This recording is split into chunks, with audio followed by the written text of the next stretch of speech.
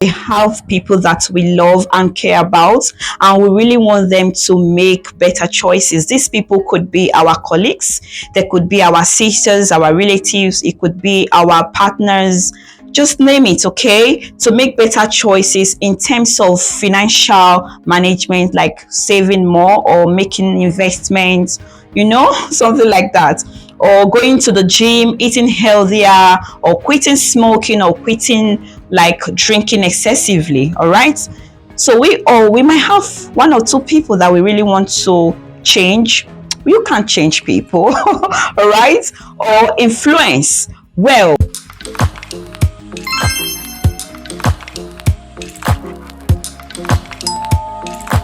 before I will be highlighting the proven effective techniques, I will tell you the reason why we think or we have that desire to really change people or influence people. Well, we are all social beings and we all have the tendency of being in control.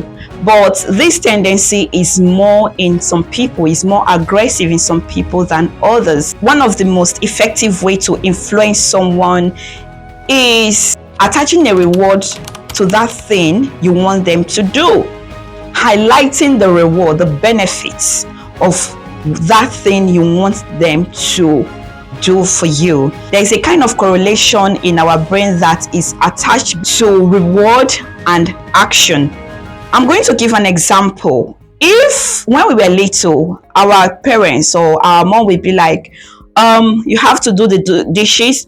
If you do the dishes, I will allow you to watch your favorite program. If you do the dishes, you can be with your phone, you can be with your iPad, all right? If you do the dishes, I'm going to buy you ice cream. And then you see, we are always happy. We will be happy to do the dishes like immediately because we want that reward. We want to get that thing that our mom has promised us. But you see that if she has threatened us and said that if you don't do the dishes, I'm going to take away your iPad. If you don't do the dishes, I won't get you ice cream. Well, you will believe me, most of the times it does not work, and you start complaining that the child is stubborn.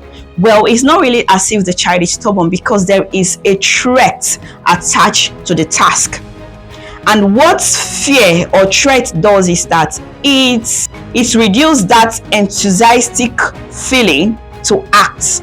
So the child might not be able to, the child might not act or wash those dishes, okay? And it's not about stubbornness, it's all in the brain. It's all in the brain. There is that correlation between reward and action, reward and activity. So instead of you to be telling someone, especially perhaps, let's say you want someone to quit smoking. Let's take smoking as an example. You've seen the packs of cigarettes, all right? It's written, smokers are liable to die young. Smokers are liable to have lung cancer, throat cancer, or all the ailments, in short. But is it working? I don't think so. It's not working. In fact, that we see it and they'll be like, no, this does not have any hold on me. And that's it. It's not working because there is already a threat. And when you ask people, why are you smoking? They will tell you that it helps to relieve stress in them, anxiety, or, for pleasure. That's why they're smoking. That's why they're vaping. And now you're telling them that if they keep smoking, you are perpetuating that anxiety more. You are perpetuating that fear more. Okay? So, and that is the reason why they smoke.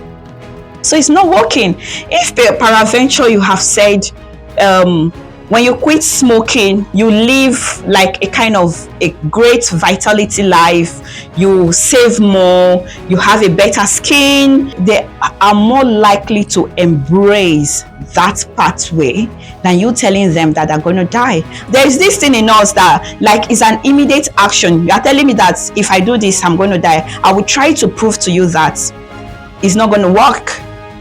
If you're telling me that if I do this, I'm going to be harmed, I will try by all means to prove to you that I am not going to like experience that harm that you're talking about. It is like a kind of natural phenomenon. We want to prove to you that no, it doesn't have any hold on us, or it doesn't have hold on me. All right, it's just a natural instinct. It's just something in us. If you are coming across my channel for the first time, I am Jennifer, and in this channel is Unit Talks. So here I bring up my personal experience and the things I have learned to help people live a better life, personal development, self-mastery, faith, family, just name it. Okay, that is what I do here. So do wait to subscribe so that you get notification each time I drop a video. And if you're a returning subscriber, thank you so much. I really appreciate your support. Okay, thank you and God bless you.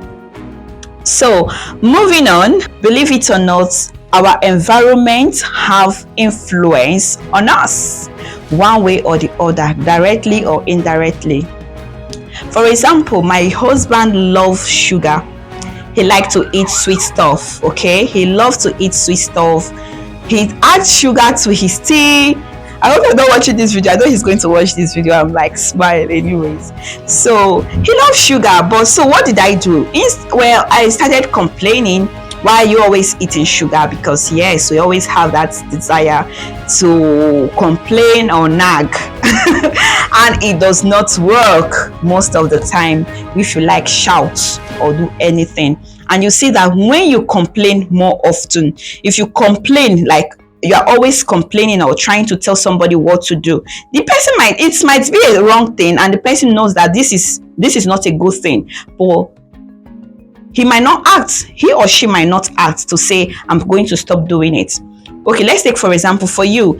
If someone asks you to stop doing something, you know it is wrong, but the tune, the attitude, and everything, the way the person communicated that issue to you is what is going to determine if you're going to stop it or not, if you're going to accept it or not. Okay, so if peradventure somebody say, will you stop that stuff, don't do it again, this is not good, start talking, the person is likely not to stop because he or she wants to exercise her autonomy or his autonomy, trying to tell you that you are not in the right place to tell him or her what to do.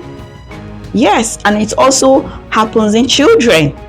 So your attitude towards how you communicate your concerns matters.